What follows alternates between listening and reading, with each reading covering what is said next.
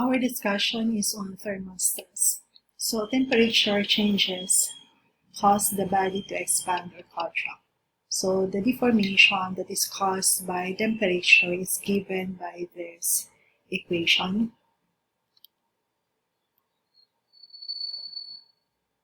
And you have to take note that our alpha is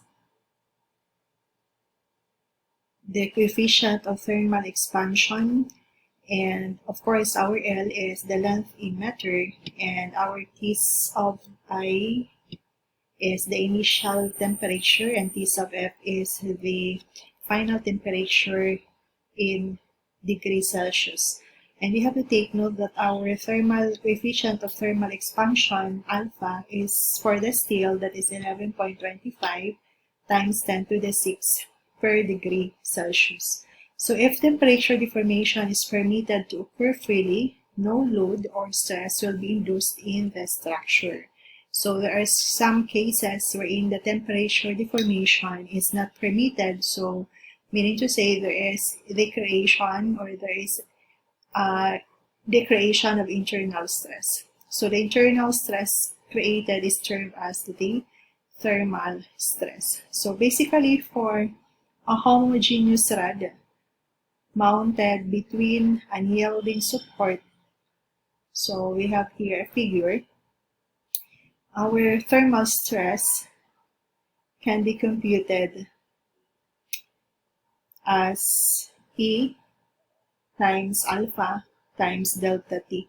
We have to take note that our deformation caused by the temperature change is given by this equation, which is alpha times L times delta T. So alpha is the coefficient of thermal expansion, L is the length, and delta T is the change in temperature. So the deformation that is caused by the equivalent axial stress, so of course we have learned in our previous discussion that deformation due to load is equivalent to PL all over AE. So of course we have to take note that our P is the load or the force, L is the length of the material over the area, which is our A, and E is the modulus of elasticity. And of course we know that P over A is equivalent to stress. So the equation for deformation due to the axial stress can be written as stress multiplied to L all over E. And we can have the relationship that the deformation due to the change in temperature is equal to the deformation due to the load. So if we're going to substitute the equation or the variables for our deformation due to the change in temperature and the deformation due to the load, we can have this equation, alpha times L times delta T, which is equivalent to stress times L all over E. And solving for the stress, we can have the equation stress is equivalent to modulus of elasticity multiplied to alpha, which is our thermal stress, which is our coefficient of thermal expansion multiplied to delta T, which is the change in temperature. However, if the wall yields at a certain distance as shown in our figure, so we can have a computation for our stress. So this is an illustration wherein the wall yield at a certain distance x. So the yield point is at a certain distance x. So the change in, so we have the original length of the material, and the wall here yield to a certain distance x. So our deformation due to the change in temperature is equivalent actually to x plus deformation due to the force or the axial stress. So therefore, if we try to substitute the value for the deformation due to the change in temperature and the deformation due to the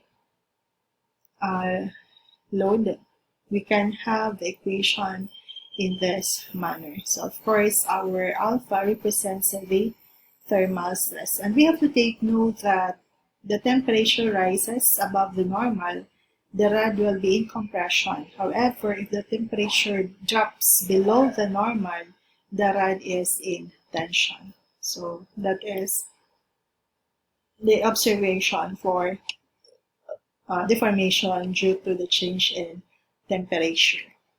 Okay, for problem number 1, a steel rod with a cross-sectional area of 0.25 inches squared is stretched between two fixed points. The tensile load at 70 degree Fahrenheit is 1,200 pounds. What will be the stress at 0 degree Fahrenheit? At what temperature will the stress be 0? We have to assume that alpha, the coefficient of thermal expansion, is equivalent to 6.5 times 10 to the negative 6 inches per inch degree Fahrenheit, and our modulus of elasticity is 29 times 10 to the 6 psi. So for this one, for our problem, so you have here a change in temperature on the steel rod that caused deformation rather on the steel rod. Due to the change in temperature, there is a change on the length of our steel rod. So we have here our illustration for our deformation. So the deformation due to change in temperature, then we have the deformation due to the force. So due to the applied force. So therefore, for the total deformation, we can have the equation delta, which is equal to the change in deformation due to change in temperature plus deformation due to the axial load. So therefore, if we try to substitute the given values here, we can have our delta sigma L all over E equal to, of course, change deformation due to change in temperature is alpha times L times delta T, and of course our deformation due to the load can be equivalent to PL all over AE.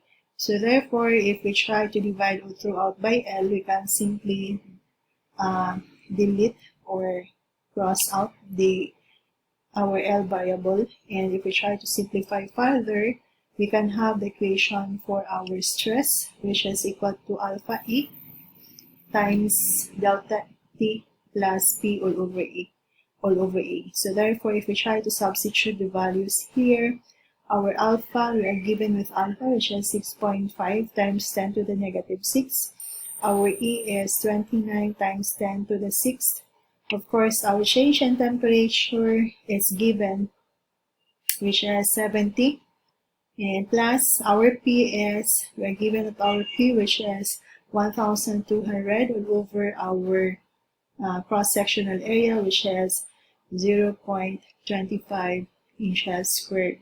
So therefore, try to simplify this one. We have the value for our stress, which is 70,995 psi, and that is equal also to 18 kips per square inch. So for the temperature that cause zero stress, so we can have the relationship that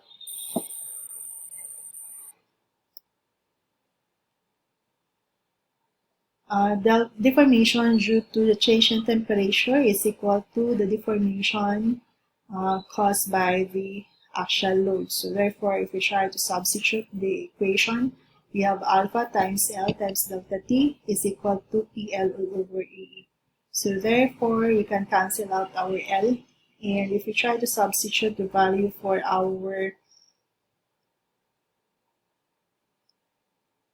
alpha in the change in temperature, so we can have here 6.5 times 10 to the 6th.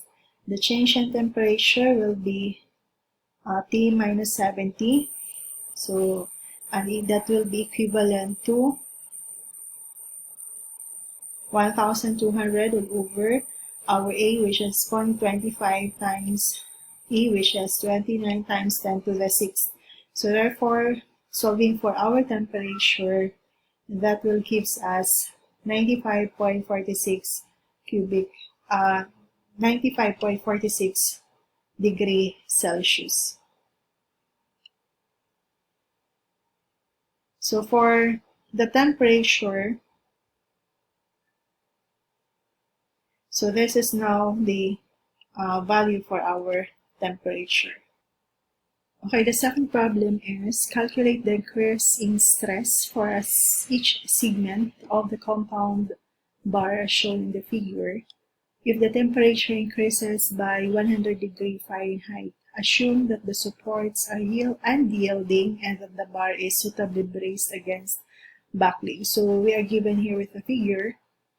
So we have a 10 inches aluminum rod, and you have 15 inches aluminum steel, and we are given with the properties for the aluminum and properties for the steel. So of course,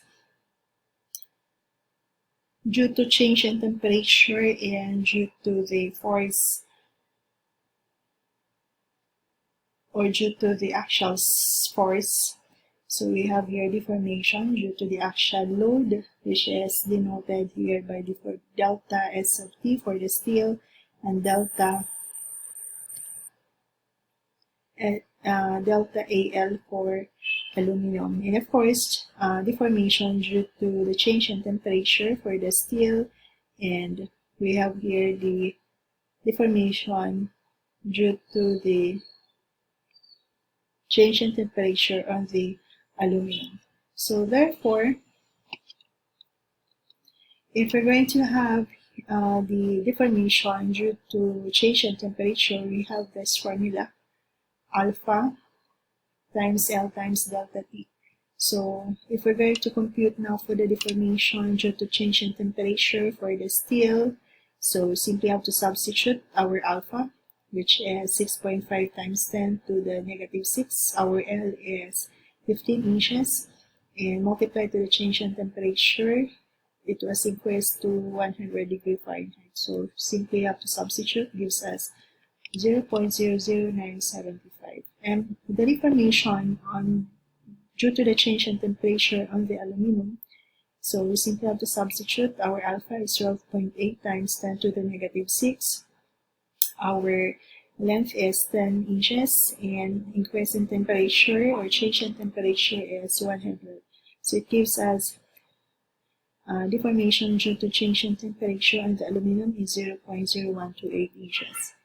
So now, of course, we have the relationship that the deformation due to change in temperature is equal to the deformation due to the actual load. So we simply have to make use of this equation, and that is equal to the computed value for our deformation due to the change in temperature on the steel and on the aluminum. So if we try to substitute that one, you have to take note also that our actual load P is equal to the actual load on the steel and the actual load on the aluminum. So we simply have to substitute our given values for our variable PL all over AE. So for the aluminum and for the steel, so we have now this equation equal to, summing up this one, it gives us 0.02255. So therefore, when we try to simplify this, we can get the value for our actual load, our P, which is 26,691.84